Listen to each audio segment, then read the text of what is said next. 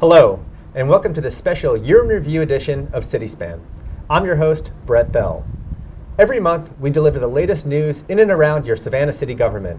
Today, we look back. To help me, I'm joined by Savannah City Manager, Stephanie Cutter. Welcome, Ms. Cutter. Thank you, Bret. Well, when we talk about city government, it really sort of flows from the top. The public, they elect a city council. City council, they hire a city manager, and they hired you in 2013. That's the big news out there. Tell us a little bit about what a city manager does. Well, the city manager is here to really direct and implement the work programs for the city of Savannah as we provide municipal services to the citizens that we serve. And those work programs are really guided by the policies as set by council.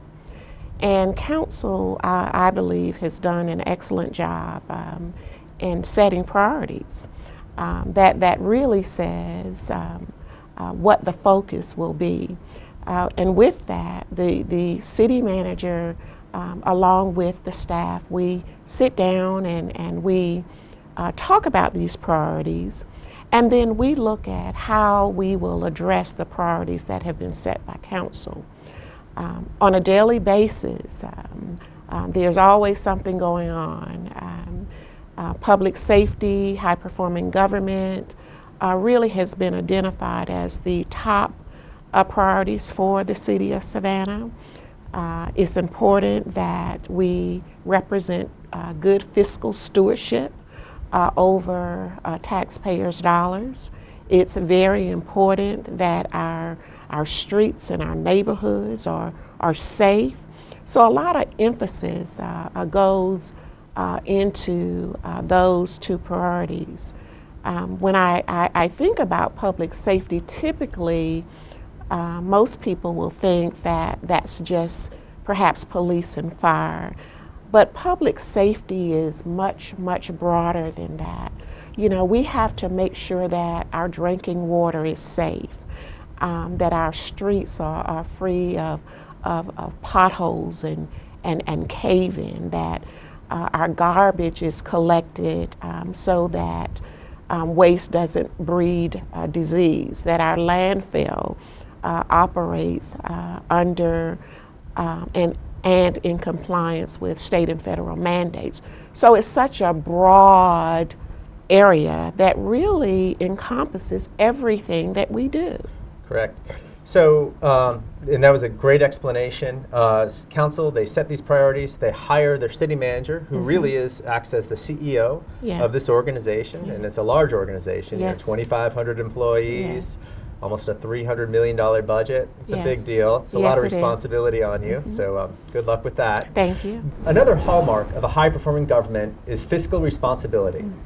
When the economy was good, the city showed restraint, investing in infrastructure and saving money in a special reserve fund. That meant that during the recession, the city didn't have to make big layoffs and tax increases seen in other cities across the nation. In fact, in 2013, Savannah City Council lowered the property tax rate to the lowest rate since 1987. I think it speaks to the staff, and it speaks to the city manager and to Dick Evans and all of the folks in finance that have worked so hard that we can actually offer a slight reduction to our residents in times when other governments are raising those taxes. So I think that's to be noted here publicly and congratulated to the city manager. Times are hard. You know, when we have to raise it, we did, and we reduced it. And obviously, this is an opportunity for us to be able to give back. So thank you for your hard work and your financial stewardship. Since 1996, the city of Savannah has reduced its property tax rate by 29%, from 17.46 mils to 12.48 mils. That affords us an opportunity to do the infrastructure, and it keeps us from having to go to the tax owners, the ones who's paying property taxes, to do this. So another hallmark of a high-performing government is really engaging all of our citizens. I think it's well known, our citizen engagement outreach efforts. But I think what's not as well known is our work really sort of working with the youth in our community. Tell me about working with young people, why that's important for Savannah. Very important for Savannah. You know, our youth, that's our future. Where we are today, they will be here in the future. And I think it's just very important that we begin to prepare our youth, recognizing that youth today, their interests are totally different from when we grew up. And as we prepare them, we have to make time to listen to them, to hear their ideas, to solicit their feedback, so that we pave the way for them to enter into and provide opportunities for them to play a role in local government. How do we do that? We do that by reaching out, engaging, having dialogue, ongoing dialogue, catering our programs to bring them in, to feed that interest. I think thus far the City of Savannah has done a great job with that. Alderman Johnson, he spearheads a youth council, work very closely with the Youth Commission, bringing our youth together. We don't just focus on one group of youth, which makes what Savannah does so good. We look at youth holistically and attempt to develop programs around addressing the needs of all youth. I'm very excited to programs of the future engaging our youth. To hear just what was on the minds of our young residents, the city in May held Youth Summit 2013. Hundreds of teens showed up at the Civic Center to tell community leaders about their concerns and solutions. City Span's Jody Jenkins has more. Billed as Your Savannah, Your Future, Your Choice. Youth between the ages of 11 and 20 met in small groups with facilitators throughout the arena.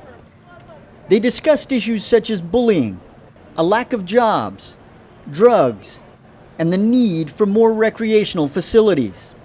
Savannah Mayor Pro Tem and moderator Van Johnson vowed that the event was not simply political posturing or an attempt to placate youth concerns with platitudes. We've heard some very good dialogue going on, and we want to know what you think. Also, notes were taken, surveys were done, and those will also be a part of a bigger document that will be released to this community, giving you the results. We did not intend, the mayor did not intend, Dr. Thomas did not intend that this be a one-night thing. You will hear from us again. Then representatives from the various youth working groups at the summit presented their findings. Concerns ranged from drugs, crime, and recreation to the necessity for stricter controls on youth to help keep them out of trouble. I feel like our voices are heard because there's so many people here willing to listen, like city officials, and everybody just feels like they matter. The summit was jointly hosted by the City of Savannah and Chatham County. Students who participated received community service hours as part of their requirement to graduate. Next priority we're going to talk about is public safety. Okay. This is a big one for Savannah. You know, it's difficult to talk about public safety in 2013 without talking about a lot of the issues that we really began to address in the hiring of a new interim police chief. Tell me about what we hope to accomplish. Well, first and foremost, I think it's most important that we restore the integrity of the department. A lot has gone on, and we are working through it. I look at, even though what has occurred is very unfortunate, we have to look at this as an opportunity to get it right. It's very important that the right leadership is in place to take the department through this healing, refocusing process. Someone with great integrity that clearly understands the importance of protecting our public and ensuring that our public feels safe and that they can count on the police department to take good care of them. I look forward to setting the bar, standards of excellence within the police department, not only the police department, but citywide. We are here to provide and oversee governmental services. And of course, the police department is a huge component of city government. Restoration of integrity, very important. Restoring the public's confidence in what we do and how we do it, very important. That's our focus. Zero tolerance for crime in this city. Investments in new equipment to help protect the city, community engagement, relationships with our citizens, interaction within the neighborhoods, consideration of new strategies, police visibility. We can look forward to all of those things occurring in 2014. Gotcha. You know, it strikes me that if you look at the numbers, they'll show that, you know, last year was one of the safest years on record, really, in the past 40 years. Mm-hmm. But really, I think what you're hearing from the public is they're not feeling safe out there. And probably this strategy of really sort of addressing, being extremely transparent in our process, I think will go a long way toward healing that perception problem out there in the community. I agree. Just this week, I was traveling home and happened to be riding down Hudson Memorial. And what I saw was the mounted patrol policing the shopping area. I was so excited just to see that visibility. And it was such a friendly policing strategy. They were engaging in discussion, stopping to chat with our residents and or our visitors. I felt safe. So I can imagine, you know, how that makes our citizens feel when we see the bike patrol and the mounted patrol and the beat officers engaging in conversation and just the presence. Major difference. I'm very delighted. Yeah. Well, the one thing we know for sure about public safety is that police can't do it alone. It takes the entire community. This summer, the city organized a public safety roundtable comprised of law enforcement and local government leaders. The goal was to begin an ongoing dialogue about changes needed to make Savannah safer. Conference moderator Clara Axum called for an honest dialogue between officials from city and county government, law enforcement, and the legal and educational systems in order to gain a genuine understanding of the dynamics fueling the problem. And she pleaded with participants to strive for answers, not accusations or justifications. While statistics show crime is at its lowest rate in 30 years, there was consensus that systemic changes needed to occur to break the cycle of generational crime. The sad part is I don't think the problem has been dealt with. In '04, murder rates per 100,000 in Savannah were about 17. Today, they're about the same. Where we have stayed essentially the same crime-wise, New York City has gotten their homicide rate down to about 4 per 100,000. So, I mean, that is significantly safer than we are.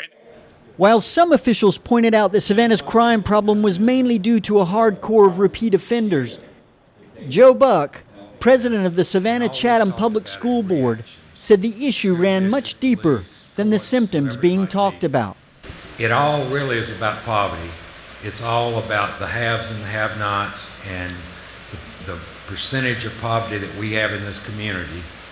And it seems to me when we start talking about causes, and we need to talk about causes, that job creation, economic development, education is certainly a part of that, but crime, education, the courts, and economic development must all be at the table together. No one offered specific solutions, and it was clear that answers to the crime question were not going to be easy or formulaic. 3 committees will be created out of the roundtable, which will research specific issues and make recommendations for change. Also on the public safety front, 2013 saw the completion of the new Police Administrative Services building. The SPLOSH project freed up space at police headquarters by creating a state-of-the-art facility that now houses the property room, the quartermaster shop, the gang unit, and other public safety services. It was built on a donated 9-acre property off West 52nd Street that will be home for the new police training center in 2014. And over at Savannah Fire, city leaders helped open a state-of-the-art fire station in the Thomas Square neighborhood. Mark Keller has details. Construction of the new Thomas Square fire station has been described by many people as an exercise in patience and perseverance. More than 2 years removed from the groundbreaking and after overcoming many obstacles and setbacks, city officials were finally able to hold a grand opening, dedication, and ribbon cutting for the city's newest fire station. The new 16,000 square foot facility is home to Engine Company 5 and Truck Company 5 and houses more than 24 firefighters, along with Savannah fire investigators and the city's fire marshal's office. The total cost to construct the station was about $2.8 million. Funding for the construction came from special purpose local option sales tax money, and First District Alderman Van Johnson says it's a testament to what the city can accomplish with the voter-approved funds. It's also a testament of a wonderful building, put in a very, very tight spot, but in a very, very critical spot because it serves an institutional use as well as a civic use, because this houses also community space that will be utilized by the several neighborhoods. Very distinct neighborhoods, but they're all intersect almost at this spot. Savannah Mayor Edna Jackson says city officials fought hard to include this fire station in SPLOSH funding because they didn't want to have to raise property taxes to construct the facility. She says the grand opening marked a great day for the city and the citizens served by this station. Why? Because this is not property tax money that did this. As Van said, this is that 1% local option sales tax that has built this facility and done many, many other projects in this community. Savannah Fire Chief Charles Middleton says it allows the department to provide services that enhance the quality of life in this community. Each time that we come into a new facility like this, what it represents to us is an opportunity, a higher calling, if you will, to make sure that the services we provide match your expectations. This new station replaces old Station 5 on West Henry Street, which is now home to the department's Special Operations Division, which encompasses hazmat, technical rescue, water rescue, Georgia Search and Rescue Task Force 5 operations, and industrial firefighting. Next priority I'd like to talk about is economic growth and poverty reduction. This is a big one for City Council, probably right below public safety in 2013. The mayor, last year, she convened 2 roundtables, a development roundtable and a small business roundtable. In December, we heard the report from the small business roundtable. Tell me generally what they reported and what we plan on doing with that information. First of all, I just want to say how important and effective that roundtable was. In order to make things better, you have to listen to and understand what the issues are. A group of local business owners came together and had discussions with city staff to talk about some of the barriers that they encounter, whether it being preparing to open a business or providing services to residents of Savannah. And one thing that we heard loud and clear was that our service delivery offices were too spread out. We were not necessarily talking. And of course, that hindered or delayed a business owner's progress towards opening their business. Of course, we're going to go back to the drawing board and see how we can bring all related services together so that versus a developer or potential business owner having to go to multiple locations throughout the city, that they could pick up the phone, talk to one person who would help facilitate their needs. It's all about customer service. That message was loud and clear. We have been we have made some major strides towards getting there, just very pleased with that. Major improvements within the permitting process. Also improvements within our revenue department who issues the business licenses. Just more communication, more of an emphasis on customer service. How do we make it more convenient for developers and those who desire to start a business in Savannah? Well, one way the city is becoming more business friendly is through the use of technology. In 2013, the city launched eTrack. eTrack allows builders, developers, and the general public to apply for a building permit online, and then track the progress of that permit and schedule appointments also online. The eTrack software and website replaced two former systems. We had separate permit tracking systems. VIPS was for vertical inspections and permitting, and vertical meaning buildings and building permits. And then for site permits, we had a system called SPR, Site Plan Review. So those were two completely separate software packages, and the new one is merging them all together, so that will be greater access to the information altogether. The eTrack system is just one way the city is working to engage citizens through electronic means. In 2013, the city began actively engaging the public on social media and launched a new website that includes interactive tools that allow citizens to engage their government. The new website was one of only a dozen public websites in Georgia to win a Sunny Award from the nonprofit Sunshine Review for making government more open and transparent for our citizens. Earlier in the program, we showed you teens becoming part of the solution during the 2013 Youth Summit. Another initiative launched last year focused on helping Savannah's youth find pathways to success. The first ever Youth Apprentice program helped show one group of teens how they could take an active role in shaping their future. We speak life or death to our dreams. In a nutshell, Lillian Baptiste's words sum up a difficult truth facing many Savannah area youth today. The self-perpetuating cycle where difficult circumstances feed perceptions of low self-worth. It's a cycle that Savannah city government has been trying to find ways to break. First through the Youth Summit, where area youth had a chance to sound off on their concerns to area leaders who can make change happen. And now through Savannah's Pre-Apprentice program, an initiative by City Manager Stephanie Cutter to directly engage youth in shaping their own lives.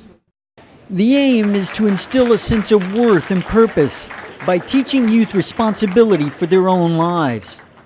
A key element is providing role models, trained guides who help youth learn how to make better, more informed, and more strategic decisions. But I think one of the biggest goals that I have for the program is really helping young people to be better decision makers so that they can make sure that their life is on the correct path. And we hope that that happens at home. I believe that it does happen at home, but all parents can use additional support by being reinforced through community effort. By assuming responsibilities for their jobs, they begin to master the basic skills to guide their own futures. And by working side by side with city officials who impact the world around them on a daily basis, these youth will begin to grasp the possibility in their own lives.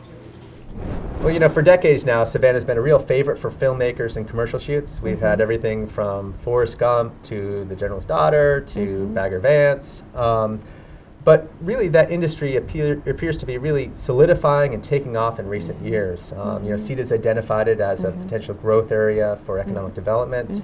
Tell me a little bit about this film focus in Savannah. Well, you know, the films that have come to Savannah has made Savannah, caused Savannah to be recognized all over the world. With that, there is a focus on this area.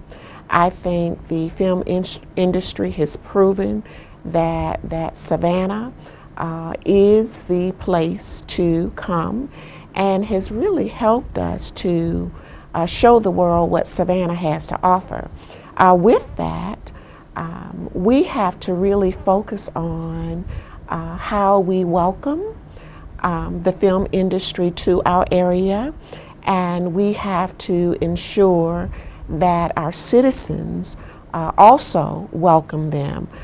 With that, it's important that prior to coming to this area, it's important that we share what the expectations are of production companies coming into film, voice the concerns of our citizens, ensure that they understand what we're concerned about, and of course work through anything that may be of concern to the area impacted.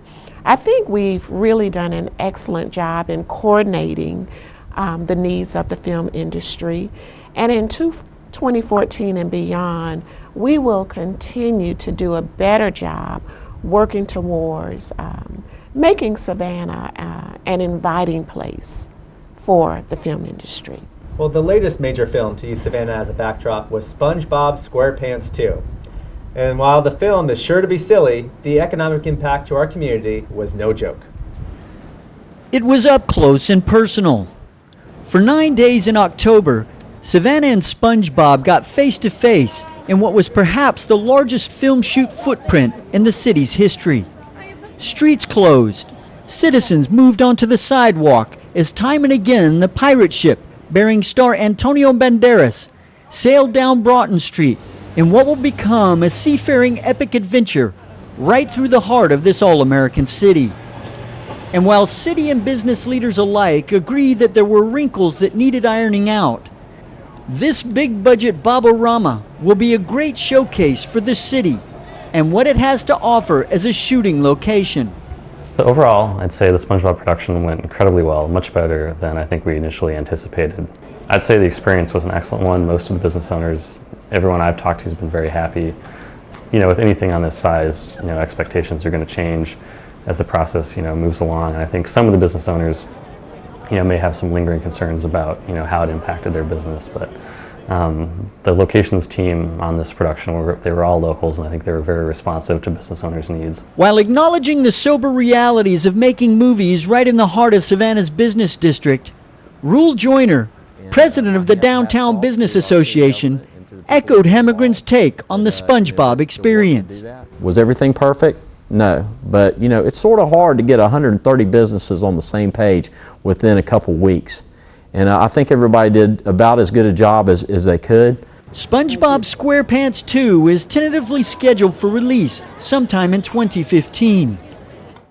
Right on the heels of SpongeBob came another cinematic event in the city, the Savannah Film Festival.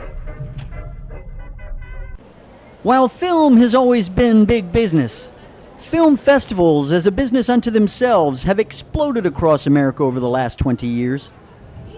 Not only for the love of the silver screen, but for the feel-good vibe that goes along with it, and the instant economic jolt. That's why the city of Savannah has been one of the biggest backers of the Savannah Film Festival, $50,000 in 2013. And while that may seem like a lot just to watch movies, the return on investment is enormous.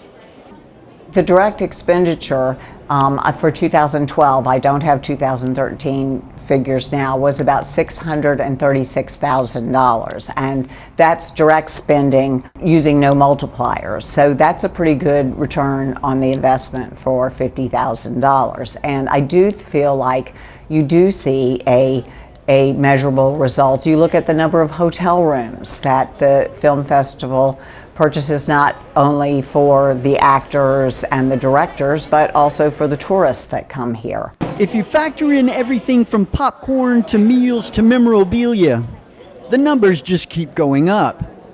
Not to mention the prestige that high-profile actors and producers and directors bring to town. Movies that the people on the screen were touching me. I could hear them. I could, feel them, if you will.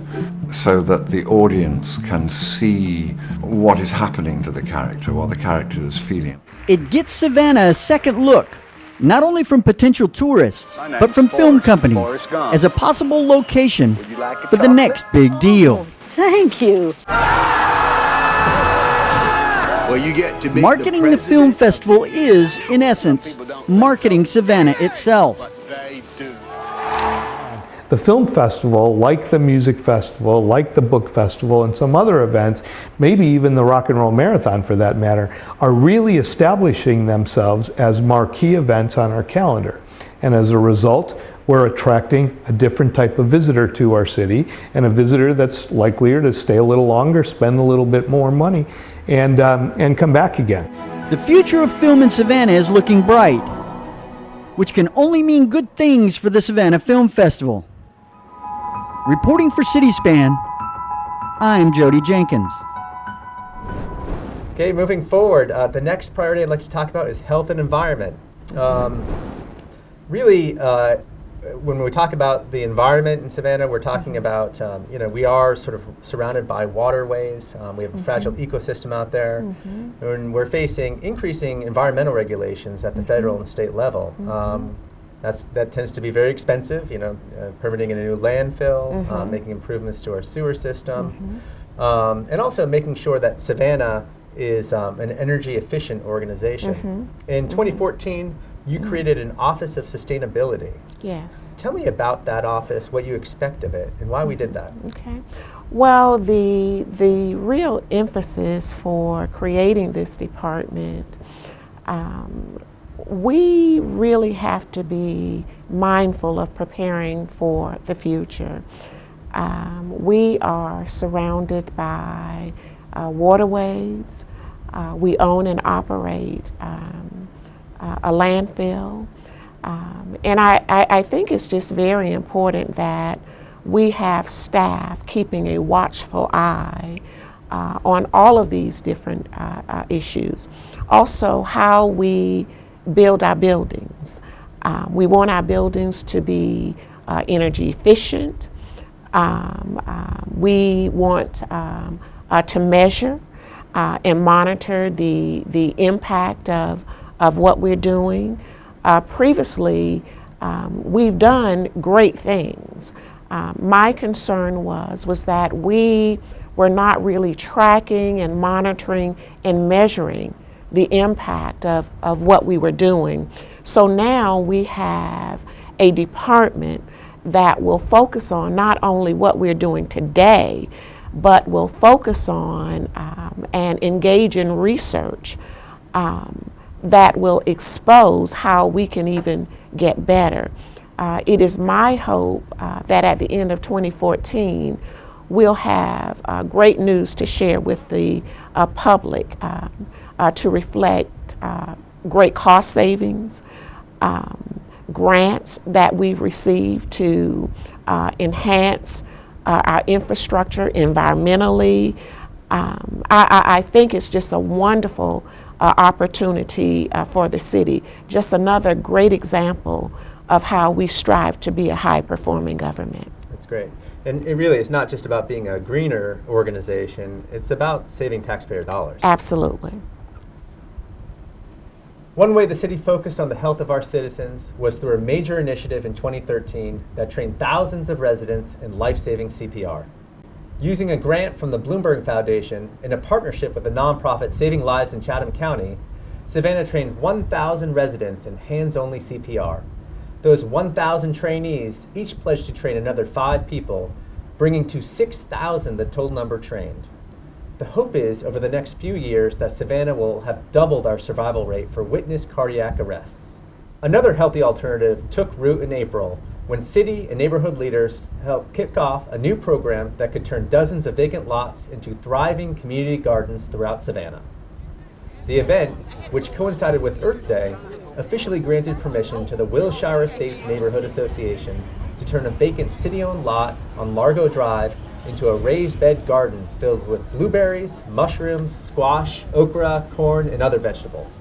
This is kind of an exciting opportunity for neighborhoods to really get involved. We want to see these all over Savannah. So thank you, Wilshire, for being the visionary to get it started.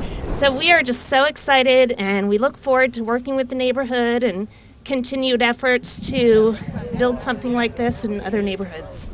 In recent years, the city has placed a renewed focus on encouraging our residents to be active outdoors. We've added bike lanes in Washington Avenue, Price Street, and on the South Side, and more than 150 bike racks downtown.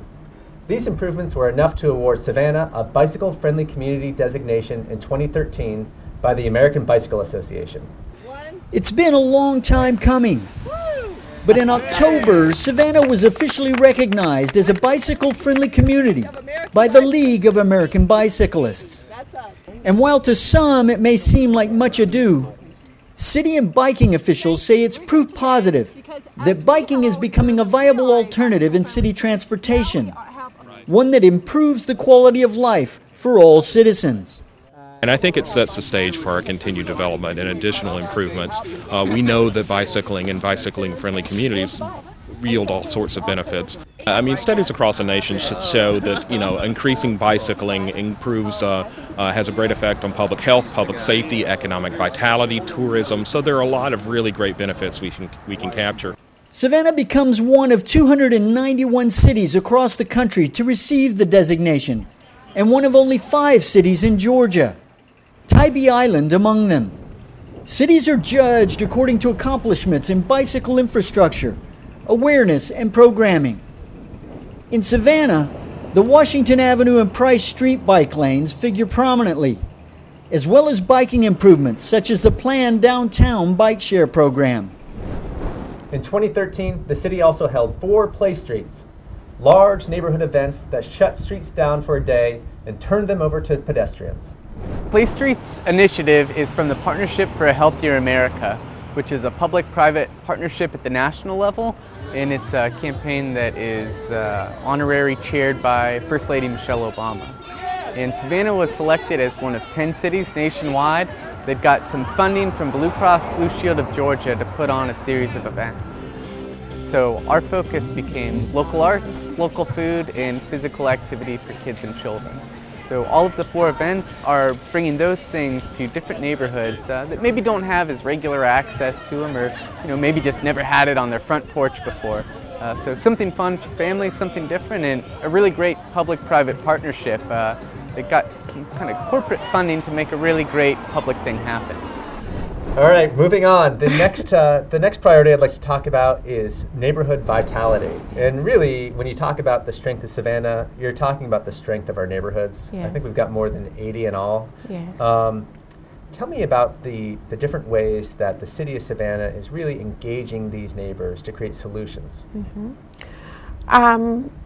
We have really taken great strides in neighborhood engagement.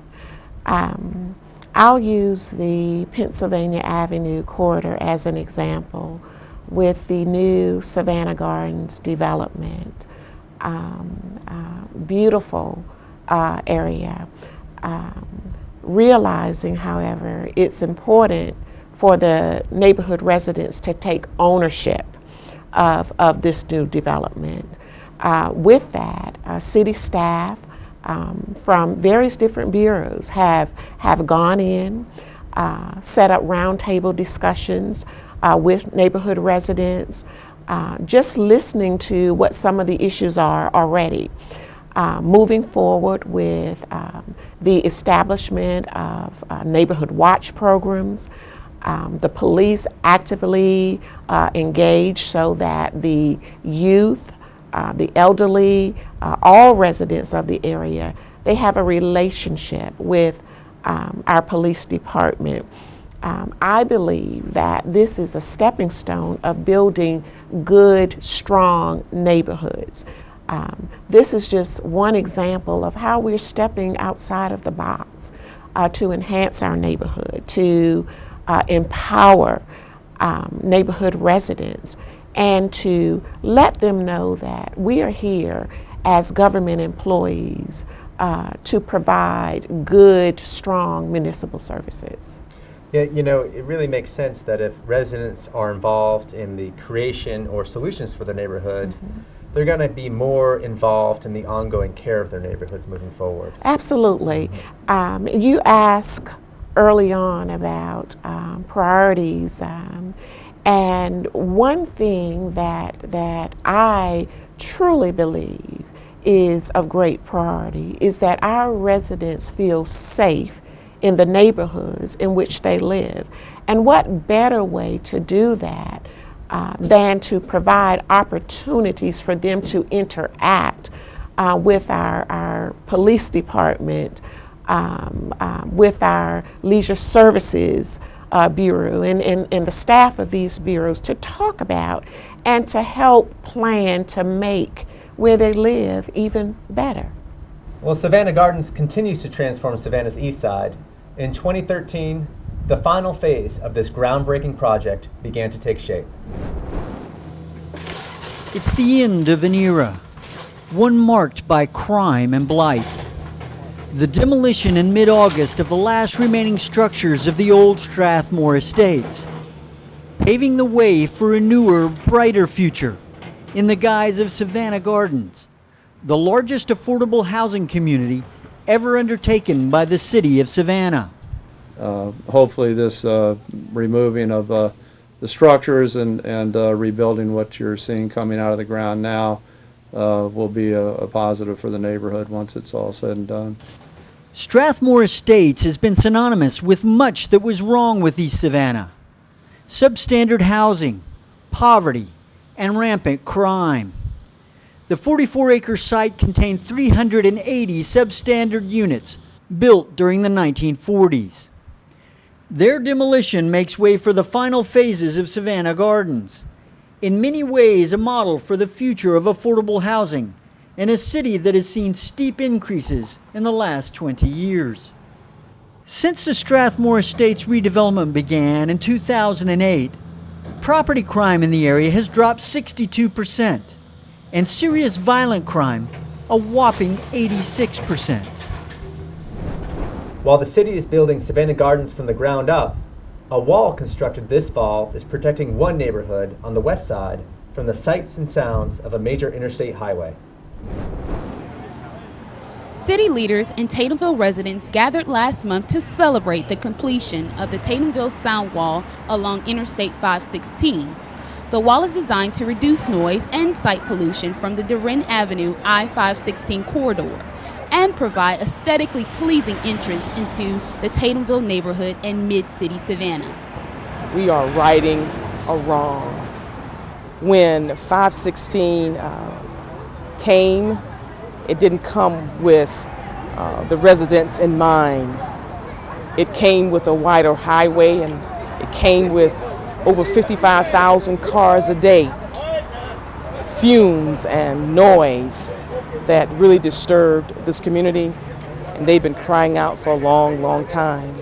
The Tatumville Sound Barrier Wall was funded using voter-approved special purpose local option sales tax dollars and conceived through the citizen-driven Project Durin process.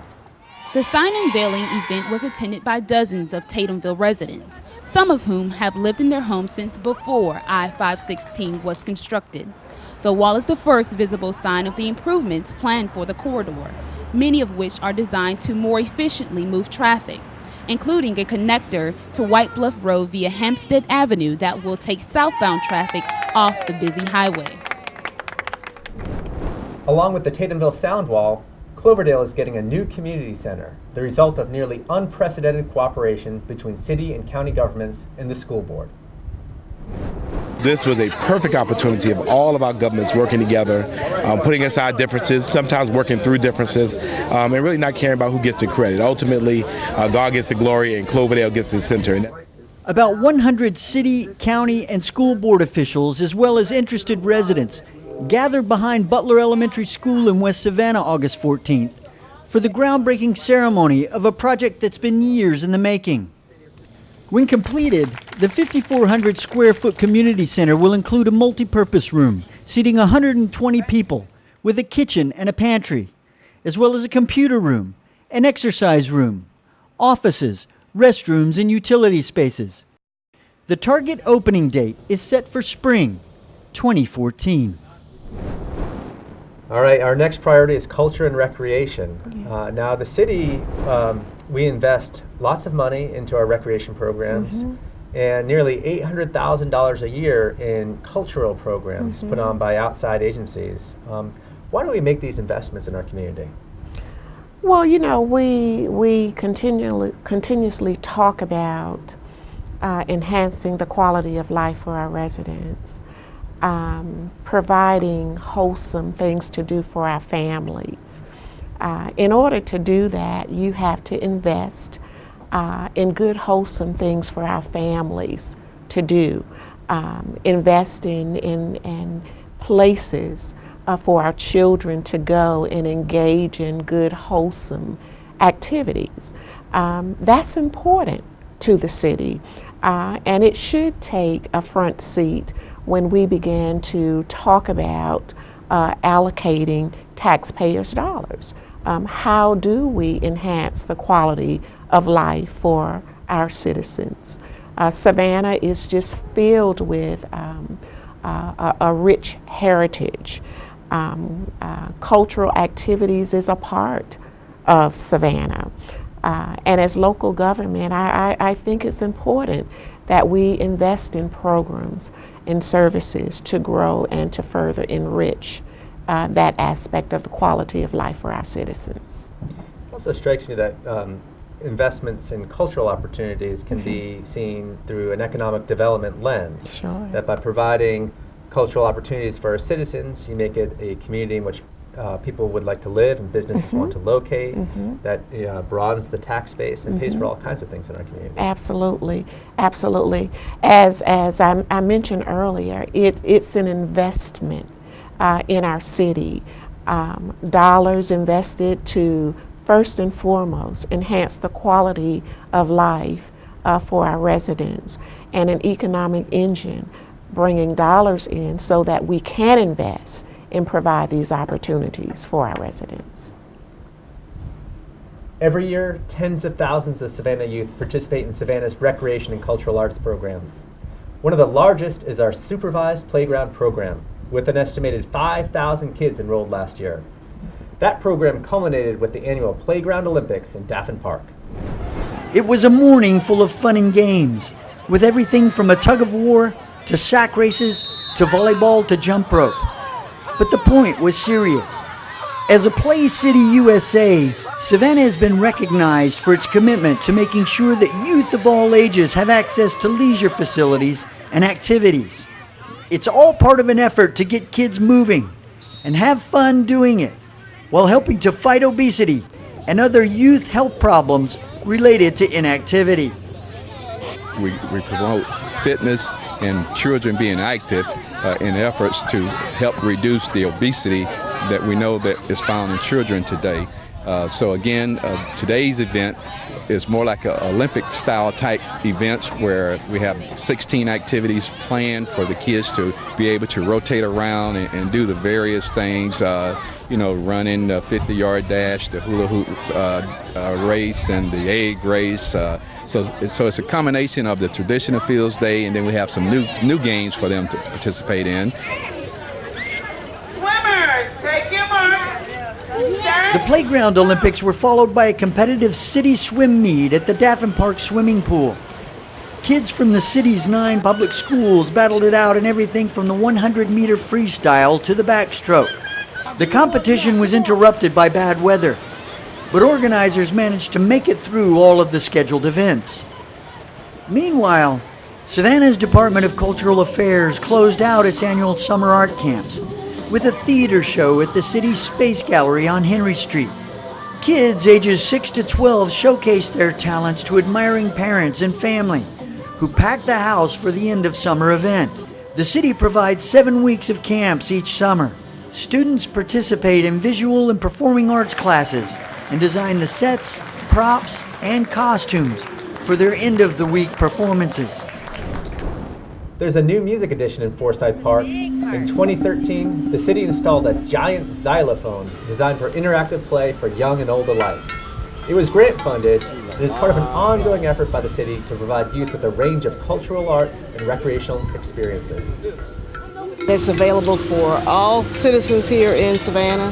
We want to also target the local daycare centers, and it's energy bound to give energy and exercise, and also for the handicapped as well to exercise and have movement.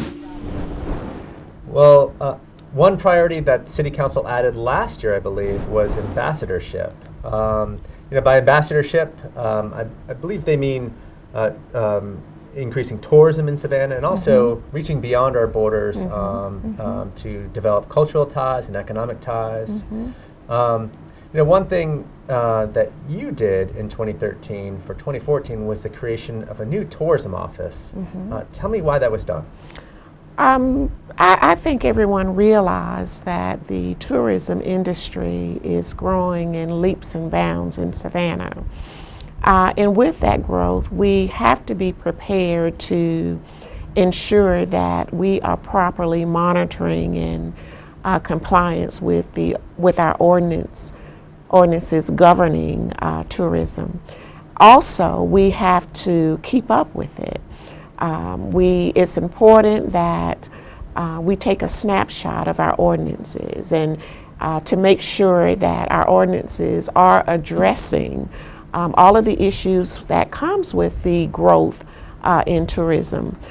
With this department, here again, we have assigned staff that really keeps a microscopic eye on the issues that comes with growth in tourism, and also as to how we welcome our visitors to Savannah. Savannah is known as the hostess city of the South, and with that we have to show ourselves as a friendly city. So I think this was an investment that was needed to ensure that our visitors do feel welcome, to ensure that our visitors do feel safe, to ensure that we have proper signage and direction so that they can maneuver throughout the city and enjoy the time that they spend here. Well, Ms. Cutter just talked about tourism, and it is indeed a major industry in Savannah. More than 12 million visitors a year visit our city, and the economic impact of these visitors is no less than staggering. Well, the most recent numbers that we have are from 2011. And I'm really happy to report and proud to report that we had over 12.1 million visitors to our city. The economic impact for those visitors gets right up to about $2 billion, and that's billion with a B. So a fairly important economic generator for the community. In an effort to enhance the delivery of tourism-related activities while ensuring the quality of life for residents, City Council established the Tourism Advisory Committee, or TAC, in the 1990s and charged the group to make policy recommendations in the areas of tour services, management, and other related issues. Members are appointed by City Council and represent a balance of all stakeholders, including businesses in the tourism industry, residents, and preservationists. Well, the Tourism Advisory Committee is one of the most important city bodies that's created by City Council. They offer an opportunity to be a liaison between both industry and residents. It's an opportunity for everybody to come together and create solutions. One of the challenges for TAC, its leadership, and the city has been the changing landscape of tourism as more and more visitors come to the city.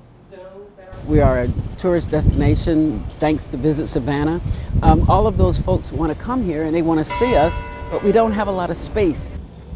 And while TAC's work has been vital to balancing the needs of residents, business owners, and tourists, a more comprehensive tourism management plan may be in order. What's needed now is a stronger tourism management office in the city and a master plan for tourism management plan.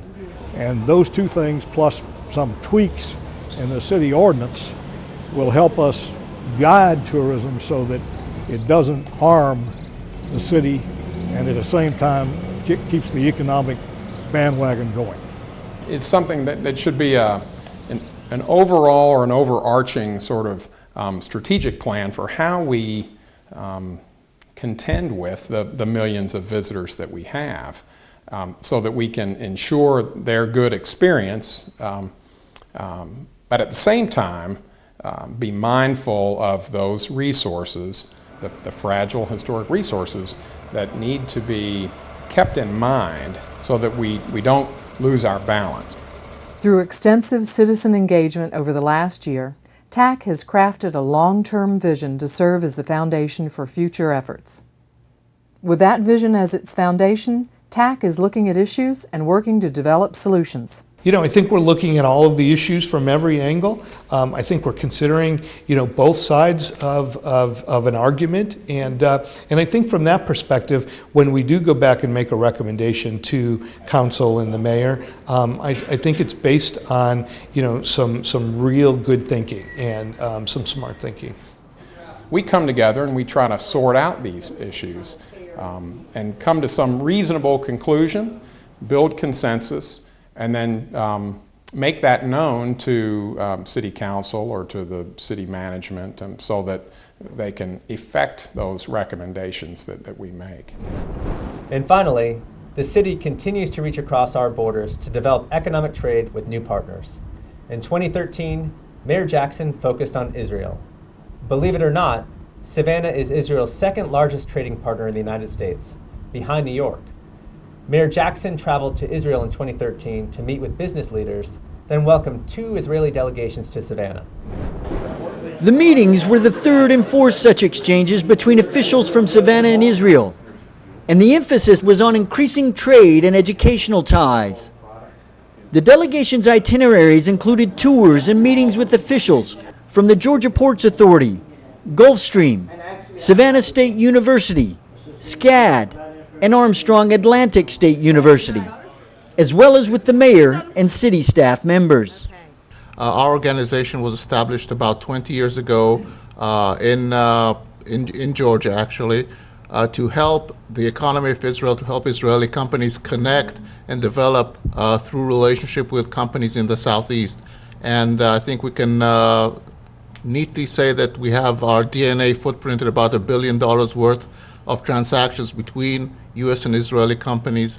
Savannah is the #2 destination and origin of imports and exports between Israel and the United States, and we treasure the relationship we have with the city of Savannah and its port. On the educational front, former Israeli education minister and current president of Shenkar College, Yael Tamir, said that while she was in Savannah seeking opportunities in art and design, she's found a wealth of other possible areas of cooperation. I think I will be able to create other connections with other universities who specialize in things that are done here, like marine studies that we don't have, but I know colleges in Israel that are very developed in their marine research, nursing that we don't have, but I know other colleges. So I think I can facilitate also other relationship apart from my own school, which is... During a press conference at City Hall, Mayor Jackson spoke on a personal level about how the activism of the Savannah Jewish community in business, cultural affairs, and civil rights lay at the heart of her commitment to Israel. Mayor Jackson said the bond between the black and Jewish communities in America also stemmed from their common history of struggle for recognition and respect. Well, Ms. Cutter, I'd like to thank you for your time, and thanks for running through 2013 with us. It was a heck of a year. It was. Bret, thank you for having me on the show today. We got a lot done in 2013 and really look forward to working with staff and the community in addressing the challenges and making a difference in 2014. Well, that will do it for our year in review. Thanks for tuning into Savannah Government Television, and thanks for making Savannah your home.